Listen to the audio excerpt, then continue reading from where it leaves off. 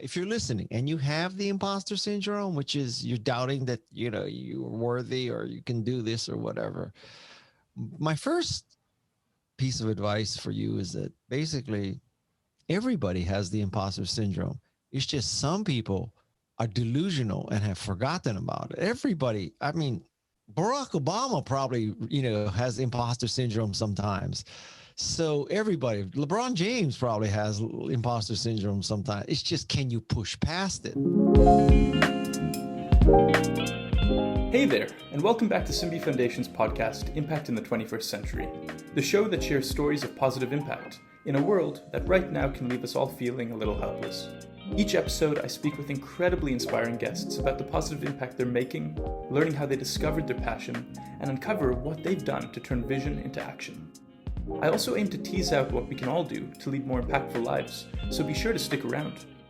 I'm Aaron Friedland, your host of Impact in the 21st Century and founder of Simbi Foundation, a non-profit organization that collaborates with the UN to build digital, solar-powered classrooms called BrightBoxes to support the next 3.5 million learners in refugee settlements. If you're returning for another episode, thank you for being part of this community and for taking the time out of your day to listen to our podcast. You inspire us to keep sharing these impactful stories. And if this is your first time listening, welcome. We're so happy to have you here. And if you enjoy this episode, be sure to subscribe so you don't miss out on the awesome guest list we have lined up for you. And a huge thank you to RBC for sponsoring this episode. And today I'm so lucky to be joined by Guy Kawasaki, who has written incredible books and who has personally shaped my own journey with entrepreneurship with his 10, 20, 30 principles and so much more. And Guy, it's such a pleasure to have you. Thank you. Thank you. I'm pleased to be here. All right. So before we jump right in, I just want to provide some context for the conversation.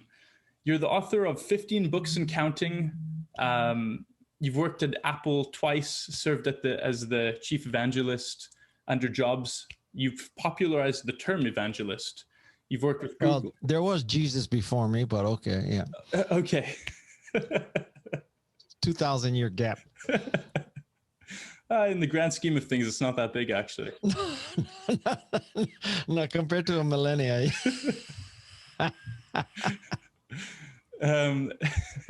So you're also the Chief Evangelist at Canva. You're the creator of the Remarkable People podcast, which I want to chat with you about. Father of two. You've worked with Unitas on some incredible... Four. Father of four. Well, depends if you mean in the biological sense, but we adopted two. So we have 4 children. Father of... Again, it depends how you define father as a philosophical caretaker and provider or contributor of DNA. All right. If we have more time, I'll dig deeper into that. Nah, it's okay. And for me, most importantly, you've popularized this concept of making meaning and not just money, which I really appreciate. So am I missing anything here?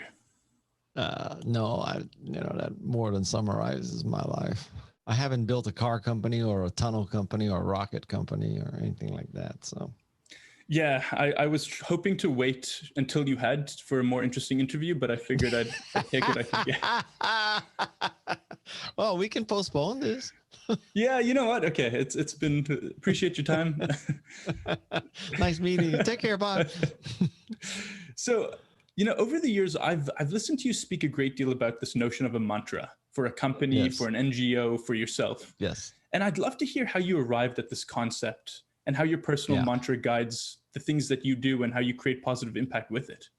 Well, some of it is that I was subjected to the very heinous process of creating mission statements. Primarily, I experienced this heinousness when I was on the board of some not-for-profits. And not-for-profits, they just seem to want to revisit their mission every month. And I just could not wrap my mind around the waste of time that is. And when a not-for-profit does it in particular, they really want to include all the stakeholders and shareholders. And oh my God, I mean, it would take up one day. And it would have to take care of the customers and the shareholders and employees and the dolphins and the whales. And, I mean, it was endless. And inevitably, what would happen would be a mission statement that was totally unremarkable. And you could not, if someone did not say, okay, this is the company and this is the mission statement, there is no way you could have read the mission statement and even had a wild guess about who the company was that it pertained to. I mean, there'd be mission statements about fostering the reasonable or fostering optimal shareholder gain while enabling our employees to self-actualize their life goals while providing our customers with a satisfying experience that exceeded their expectations. And this would be for a tobacco company. I mean, it's just, so I finally, I learned this concept of a mantra, and the world's shortest mantra is 2 letters. It's like, so I just love this concept. So my personal mantra for myself is empower people. And I think that the mantra for Canva is to democratize design. So, now I can't tell you that I believe that when I tell you democratize design, 100% of the people say, oh, that must be Canva. But at least, if I told you that democratized design is Canva's mantra, you would not be scratching your head saying, what the hell is he talking about? How is, I mean, 2 and 2 equals 4, right? Mm-hmm. When you hear that, what a concept. And so that's how I came upon this concept that, mission statements suck. They take too long. They're too expensive. They're not memorable. No one can know what the hell they're referring to. So a mantra is a much better thing. And so after you've created your mantra, or let's say you're a nonprofit or a for-profit that have now gone through the process of looking at their mission statement, realizing it's too long or it's non-memorable. Just throw it away, yeah. They've now created a mantra. How do you suggest people use them?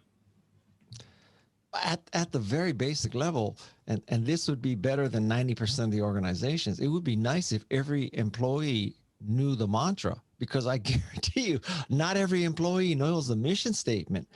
So, imagine if you're Canva and you have 1,000 employees and everybody knows, so, your parents ask you, so, honey, what do you do? What does your company do? And you say, Mom, we democratize design. Well, duh, as opposed to what? We create patent pending, curve jumping, paradigm shifting technology that exceeds the expectations of our customers while enabling employees to self-actualize their life goals or providing a meaningful return to shareholders. Yeah, Mom, you got that, Mom? You understand what we do now, Mom? So say someone listening to this wants to go through the process of implementing your mantra. Can we do a quick... Yeah. Okay, first of all, I'll tell you what not to do. Yeah. Right? Do not do an executive offsite. Do not book a room at the Ritz-Carlton. Do not invite McKinsey. Do not invite a meeting facilitator or an executive coach. I think mostly it has to come from the brain of the CEO. And the CEO should say, it's like, truly, what do we stand for? And after some cogitation, some walks on the seashore, whatever it is, taking a long shower, taking a drive in a German car with a stick shift, whatever it takes, I think mostly the CEO should come up with it and then bounce it off a few people. But it is not a group effort because, let's take this hypothetical case. You're coming up with a mantra for Canva, right? Mm-hmm. And so the CEO says, well, I got it. 2 words, democratize design. And then you start expanding the circle. And then the finance person says, well, we democratize design, but what about our investors? Okay, we democratize design and provide a meaningful return for our shareholders. And then the VP of HR says, well, what about employees? They're an important constituency. Okay, so now we democratize design while providing a meaningful return for our shareholders and enabling employees to self-actualize their goals. And then pretty soon you have a 30-word mission statement. Understood. Okay.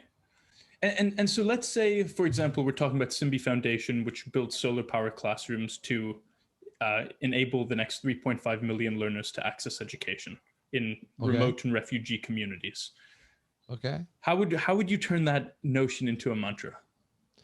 Well, at some well, I don't know if I would. My easy reaction is democratize education, but I don't think it's the democracy part that is holding back your customer, right? Mm-hmm. It's more like much more basic. Is it just you need energy, Yeah, it's or lack you of access need to energy and tools of the 21st century for learning. Yeah. yeah, and so it may be. Oh, maybe a more accurate would be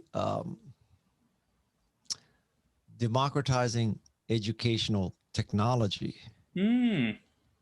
right? Because that is saying that's not just democratizing education. Your emphasis on technology, which infers, everybody should have internet access, computers, whatever, tablets. I don't know, whatever. I'm making this up Yeah, yeah. because, I don't, but I think if somebody said to me, so my non-for-profit mantra is to democratize educational technology. I said, okay, I get that. So you want everybody to have a laptop, everybody to have internet access, everybody to have access to books. I get that. I understand that. So I don't know if that's true for you, Aaron, but that's the kind of thinking. And then in 3 words, you could explain that to anybody. Right. All right. Honestly, I've got everything I need from this conversation. Thank you. Okay, bye. Cheers. See, I told you didn't need 30 minutes. All your wisdom. No, Hey. no, I really appreciate that. That's amazing. And I know it's going to help us, but I know that it's going to resonate with a lot of our listeners. There you go. So you hear about a lot of leaders working what many would consider these odd jobs. You've got Jeff Bezos at McDonald's, Buffett selling newspapers, Reed Hastings of Netflix selling vacuum cleaners. And each of these He sucks. leaders attribute many aspects of their success to these jobs and their learnings. Yes. And I'm wondering, I understand you worked in jewelry with Nova Stylings, and I'm wondering if you had any learnings from that experience that oh my God, are yes. comparable. So I worked in the jewelry manufacturing business, and we sold to retailers. The jewelry business is a very tough business. When you're buying jewelry, you basically want to throw the jewelry on a scale and say, okay, so there's, 8 grams of 18 karat gold, spot price of gold is X. So that means you have, X dollars worth of gold. You have 5.5 diamonds. It's 0.25 carat. Diamonds are now at that grade. It's X dollars per carat. So take those 2 numbers and add it up, and you come to $75. You say, okay, so I'm a reasonable person. I'm going to let you make some profit. I'll let you make 25%. So 75 becomes, I don't know, $100 or whatever, right? So I'll pay you $100 for your ring. And meanwhile, you're probably your wholesale price for that ring is probably $500 because you've got quality and design and all that good stuff, right? So the seller is trying to get 500, the buyer is trying to buy it above scrap value just barely. So it's a very tough business, and it was great training for sales. Couldn't be better. Could not have a better training for sales, because when you're selling and people are trying to throw your stuff on the scale and give you scrap value, you really learn how to sell. Interesting. And so you think that experience was really what equipped you or taught you how to sell better, faster, stronger? It was certainly a huge factor. I mean, I have no regrets about not going straight into technology. Like many people in technology think, okay, so sales is, we're going to do an A/B test. And on our homepage, are we going to make the link blue or red? And we're going to do this A/B test. We're going to figure out, and should we have a graphic in the right corner or the left corner? We're going to do another A/B test, because everything is sort of e-commerce. But I think that everything is not e-commerce, at least not yet. And while, yeah, I mean, maybe a picture in the right corner is better than the left corner, but at some point, man, a lot of your life is going to be hand-to-hand combat selling, and that A/B test ain't going to help Right. that. It's interesting to me to think about a lot of these leaders launching their careers in industries that really are not relevant to the industry that they're in today. And we get a skill, maybe. Pardon? The skill. The skill. Hopefully the skill was relevant. There you go. Jewelry is not relevant to me today, but certainly the selling skill was. And so we get a lot of questions about how to find jobs and how to get into the social impact space. And I'm wondering, you know, from what I hear from you, it sounds like you're saying, just get started and learn a skill. Yeah. I mean, it's a complicated question because I think my observation on hiring is that most people hire based on background and education, right? So you want the person who did something similar and has been educated, and it's a direct line from computer science degree to programmer, right? So, you know, you understand the leap from education to the real world. I would inject a third variable, and the third variable is love. Do you love what the company does? And I would say that of the three factors, probably love is the most important. So, you know, if you looked at me with Macintosh, I had no technical background. I have a degree in psych because that was the easiest major I could find. I was coming from the jewelry business, nothing to do with technology. So there you go. Don't hire a guy. On the other hand, I tell you, when I saw Macintosh, man, it was a religious experience. I thought that the clouds parted, angels started to sing when I first saw Mac Paint and Mac Write. And so I definitely got the love part. I did not have the education and background part. The background part that was relevant was this jewelry department sale or jewelry manufacturing sales.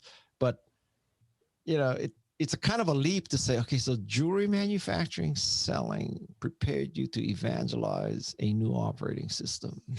That's kind of a stretch there, bro. So what I'm trying to build this case for is sometimes you need to learn to ignore what's irrelevant. And there are two kinds of irrelevancies here. One irrelevancy is the perfect background and the perfect education may be irrelevant if the person doesn't love the product. The other kind of irrelevancy is that the lack of the perfect education and the lack of the perfect background may be irrelevant if the person loves what you do enough. I like that. See, I'm telling you, you don't need 30 minutes. Listen, I'm a podcaster too. Okay. So I know how to cut to the chase because I'm always trying to get guests like that. And it's a challenge. So on that note, what are two of your most memorable episodes and two of the biggest learnings from remarkable people? Well, I would say certainly Jane Goodall. Jane Goodall was my very first episode. And let's just say when you start with Jane Goodall, it's not so hard to get guests after that. You know, I mean, like you call up anybody and say, well, and they ask you, well, who's been on your podcast before? I said, I don't know, Jane Goodall. Have you heard of her? Do you want to be on the same podcast as her? So that helps. Jane Goodall is remarkable. Well, they're all remarkable, but favorites, Jane Goodall, maybe Woz, because Woz, you know, was telling the inside story of Apple. And I give you a little story from that episode. So if you watch all the Apple movies, you know, Steve Jobs is the marketing guy, and he discovers the homebrew computing club, and he takes Woz down there to show Woz that there are other nerds who want to buy computers, right? And Woz tells me, listen, Steve Jobs didn't know what the homebrew computing club was. I was going there every week. I took him to show him that people wanted to buy computers. I mean, that's just such a great, you know, that just encapsulates what happens with the movie adaptation of real life, right? So there's that. And I'm about to release an episode of a woman named Haben Girma, and she is deaf and blind and went through Harvard Law School. So wrap your mind around that, you know? So anyway, I promise you, Aaron, I have really great guests. I know you do. I think my guest list is as good as anybody, including NPR. In fact, I tell people that think of my podcast as NPR without the pledge drive. All right, that's enough self-promotion. Okay. But in all seriousness, you opened the door. It is a great. You opened the door, Aaron. I just drove through. Don't blame me. It is a great podcast. So I'm a huge fan of it. Guy, you are single-handedly, in many respects, responsible for Simbi Foundation existing today in its current format, as well as Simbi, a for-profit. And it's because of your 10, 20, 30, and just what you have. It's amazing how much impact that has had on me personally and so many people that I know. And actually, the question that I have for you around that is, how did you distill it to that? And then what made you decide that you wanted to share it with the world? Well, first of all, you're giving me way too much credit, okay? Because 10, 20, 30 rule of presentations helps people make great presentations. That's just a very small aspect of starting a company. So I refuse to believe that had too much of an effect. Now, I guess you could got us funded, man. If you, yeah, I mean, you could make the case, yes, that if your presentation sucked and you never had money, then you never could start. Then yeah, I am okay. But even I, who flatter myself a lot, I don't flatter myself that much. But anyway, so listen, I'm in Silicon Valley. I did a stint as a venture capitalist. I've listened to thousands of pitches, and 99.9% of them suck. And so I just got so freaking tired of hearing the same shit over and over again. Then one day I said, yeah, I got to give people some guidance. And so I think the optimal number of slides is roughly 10. There's 10 main topics you need to cover in a pitch. And you never really have an hour. So you need to be able to give it in 30 minutes or 20 minutes. And most people put way too much text on their slides. So the way you force them out of that is you say it's a minimum of 30 points. And so now, do I have exact science that I came upon 10, 20, and 30? No, 10, 20, and 30 is because of the tricolon effect of easy numbers to remember, right? For all I know, it's 11 and 26.5 and 38 point, right? But just like hard to remember. Okay, so what's the rule, guy? It was 11, 26 and a half minutes, 42 point font. That just doesn't ring a bell. So 10, 20, 30 is just a very good sort of, easy to remember kind of algorithm. Well, I appreciate it. And I don't think I'm giving you too much credit. And I know there's a lot of people out there who are on the same page. I think there's probably, I think you've probably also helped fund a few companies who you don't want to exist today with your golden principle that has reached the masses. But that's the negative unintended consequences of great things. Well, I'm sure that some books are printed and Gutenberg regrets. How's that? Well, on that note, I'm so happy you jumped there. I actually want to know, what is it, a lot of people struggle today to get started. We hear a lot of people who they have imposter syndrome. They don't think they're qualified to get started. Yeah. And what was running through your mind when you decided to write your first book? And when you decided that you had acquired enough information to share the Macintosh Way? Yeah. Well, my first book was called The Macintosh Way. And at that point that I wrote it, I was in a job that I really was not enjoying. So the Macintosh Way was kind of a cathartic experience for me to write about how things should be as opposed to how things were. So that was catharsis. And the first book, although many people would disagree with this, the first book is the easiest because you have the most pent up to say. When you get to the 15th book, it's hard to even remember if you're repeating yourself.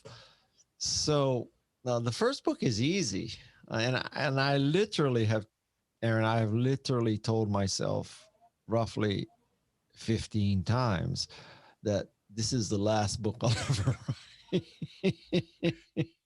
And so for you, it was, you didn't have that imposter syndrome. You weren't concerned about, is your voice valuable? Do people care? Yeah, well, okay, let me address that.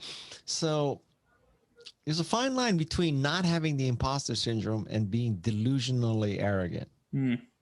You've seen that from roughly 2016 to 2020. But I would say that if you're listening and you have the imposter syndrome, which is you're doubting that you're worthy or you can do this or whatever, my first piece of advice for you is that basically everybody has the imposter syndrome. It's just some people are delusional and have forgotten about it. Everybody, I mean, Barack Obama probably has imposter syndrome sometimes.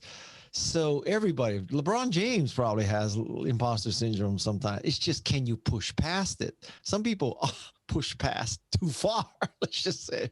But I think everybody has self-doubt. If you're not self-doubt, you might be a psychopath. So what helped me write my first book was the recommendation of my wife to read a book called If You Want to Write by Brenda Ueland. Now, If You Want to Write obviously is written for writers, but you substitute any kind of creative function for the word write. If you want to make movies, if you want to play music, if you want to sing, if you want to, you name it, just substitute it in there. This book, written by Brenda Ueland, basically says if you want to write, write. You don't need to get a PhD in English. You don't need to seek approval from the writing teacher. Just write. And this book, it just removed the shackles from my doubt. And honestly, I haven't had imposter syndrome for a very long time. And so you read this book before you wrote your first, before you...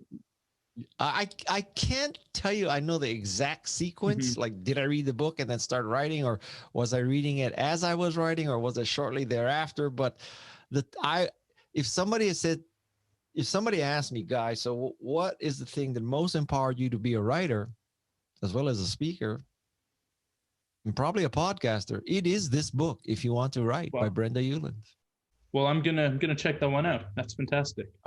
I guarantee I have probably helped sell tens of thousands of copies of that book. I hope someday some people are talking about me the way I talk about her. I think there's probably a couple out there. Well, I know one. I met one today. You. The first one is the hardest. Now, just to go back to the books, do you find reading is losing these days, and as a medium of I guess when we think about books, in many respects, they're losing to TV, they're losing to social media. And while we still do have a reading habit in some respects, most recently, higher income countries like the US are seeing declining literacy rates among kids, which is pretty devastating. Do you still find that for yourself, writing a book is the best medium to share your ideas and to share your thoughts with the world? Yeah. Well, first of all, you have scientific, like, statistical proof that literacy is declining and reading is declining? Because in the US. Okay. It's the first higher income country to do so, by the way. I would make the case that the necessary skill for survival and optimization of life is the acquisition of knowledge. Now, for thousands of years, the acquisition of knowledge was optimized by reading as opposed to storytelling, because storytelling, you can only tell so many people at a time and all that, right? But the goal is the acquisition of knowledge. The mechanism can change, and it can change from monks scribing copies of the Bible to Gutenberg, to websites, to podcasts, to blogs, to YouTube. And it may be that I as an author, I cringe when I say this, but it may be that we have to focus on empowering people to gain knowledge. And if it's YouTube or it's a podcast or, God help us, TikTok, we have to flow with the go. And so I can't build a case that decline of literacy is a good thing. Don't get me wrong. But if let's take a case where, like, medically, this is an interesting question. So let's say you're blind And so you cannot, quote, read a book. Does listening to the book count as literacy? That's an interesting question. If you can hear a book, does that mean you're illiterate? What does illiterate mean? I'm asking you the question. I don't know. I think so. So when you're reading while listening, and actually this is my PhD in econometrics was in reading while listening, and that's how Simbi grew out of that. But essentially, when you're reading while simultaneously listening, your temporal and occipital lobes are both engaged. So what that means is you're retaining twice as much information and so in terms of if you're still making meaning, you are still turning sound into meaning, which is technically reading. It is. But what if you're not? You're saying the simultaneous case. I'm saying you're blind. You cannot read. I guess you could braille, but let's just say you are simply. Well, let's not even say that you're blind. Let's just say that you are listening to a book on tape. Mm-hmm. Is that reading? Is that reading? Is that literacy? Or reading is only the act of looking at dots on a page? I think it's still literacy, but I don't think it's reading. Okay.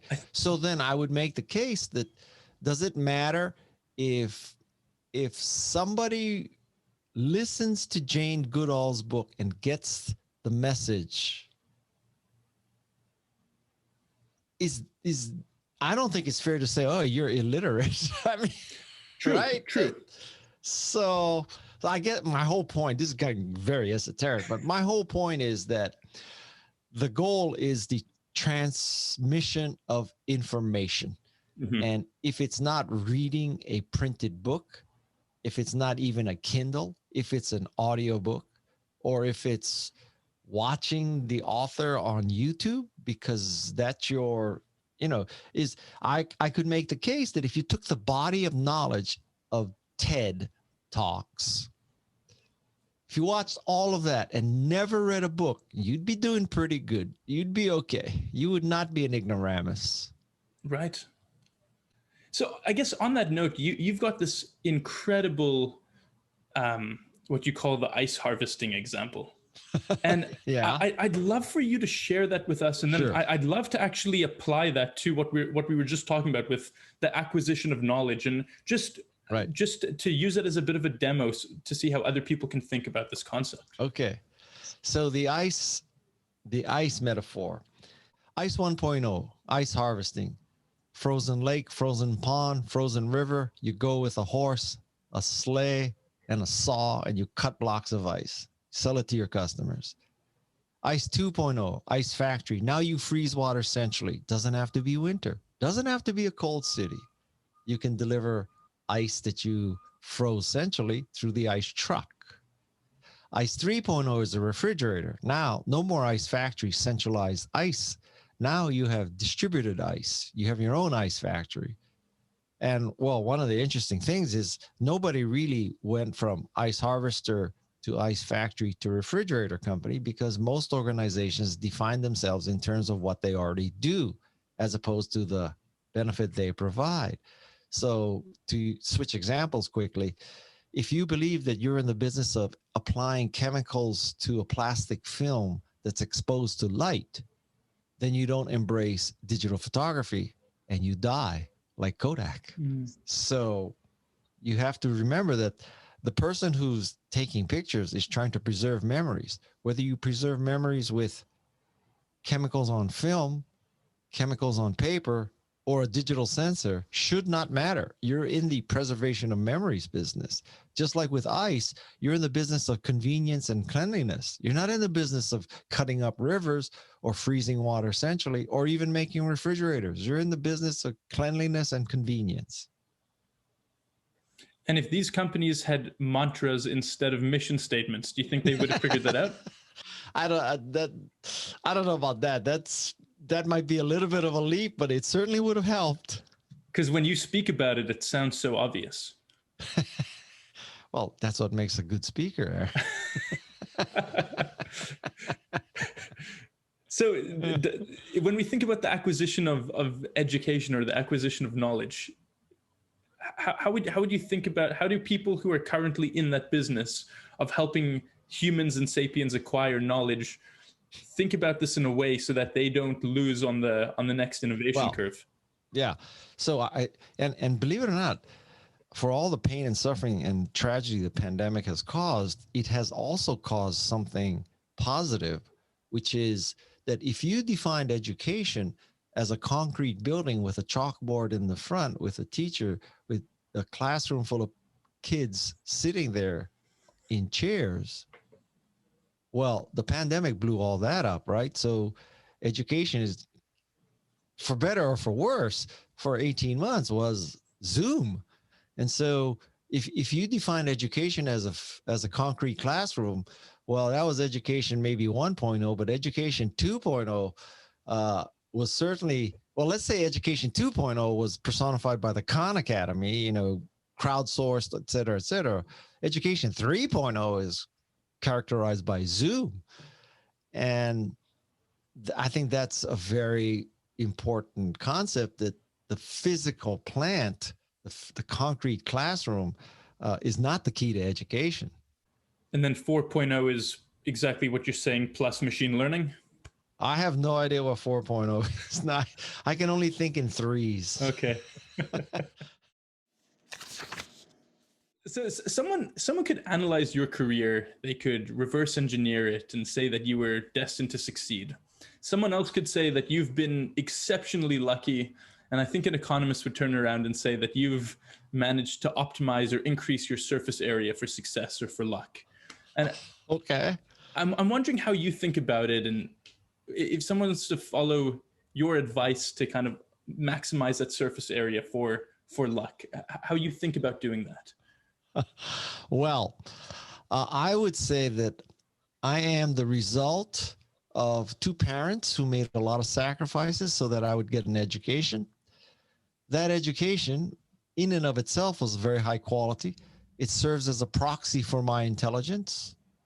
And I mean that sarcastically. So, you know, when people go, I went to Stanford. So when people go to Stanford, most people think, oh, the guy must be smart. I'm not saying it's always true, but I'm saying, you know, that's a proxy, right? Whether we like it or not, let's just admit that. So my parents sacrificed. An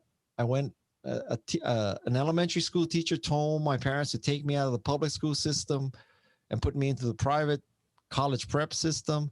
That led to Stanford. Stanford led to proxy for intelligence, led to a connection to a guy who truly was intelligent, and got me into Apple, and the rest is history.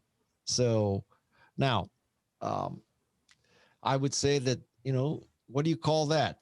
You call that right place, right time, right parents. And also, you know, I also work my ass off. I work very hard, and I can outwork most people. So it's kind of a combination of lucky parent, lucky kid, education, good luck, and work my ass off. All those things lined up. All right. So you've worked for Steve Jobs twice, which is quite unique. And I'd love to understand if there are any specific learnings from your time there that... Well, I worked for Steve Jobs really once. He was not completely back when I was at their second time. I worked for Apple twice. So what I learned from him, well, there are many lessons, but one lesson certainly is your current customers cannot tell you how to innovate. They can tell you how to do things slightly better, faster, cheaper, but you know, no Apple II customer told Steve or us to make a Macintosh, let's just say. So that's number one.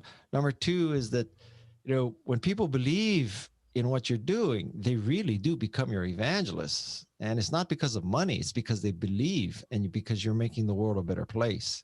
So that's the second thing I learned.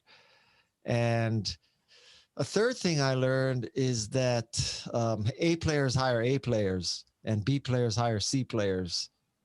And even better, A players could hire A plus players. So that's those three lessons would keep you going a long time. When you think about your trajectory and the impact that you've had on this planet and the work that you've done. Mm-hmm. I'm wondering what sort of items or what sort of things you see happening next to ensure that you're continuing to positively impact the planet the way that you have in the past. Oh, I don't really give that much thought. I tend to make decisions based on what I like. So, I don't over intellectualize things. Now, you could make the case, a la Malcolm Gladwell, that after you've been around long enough, you don't have to intellectualize. You can just blink and make a decision. Mm-hmm. Knock on wood. Maybe that's what although I could tell you that, over the course of my life, I've had two really great successes. One is Apple and one is Canva. Now, those two things are about 30 years apart. So what did I do for the other 30 years? Well, I flagellated, basically. So, I don't have, that's my answer. All right. I appreciate it. Then Guy, thank you for a lovely call. Oh, it was fun. Thank you so much.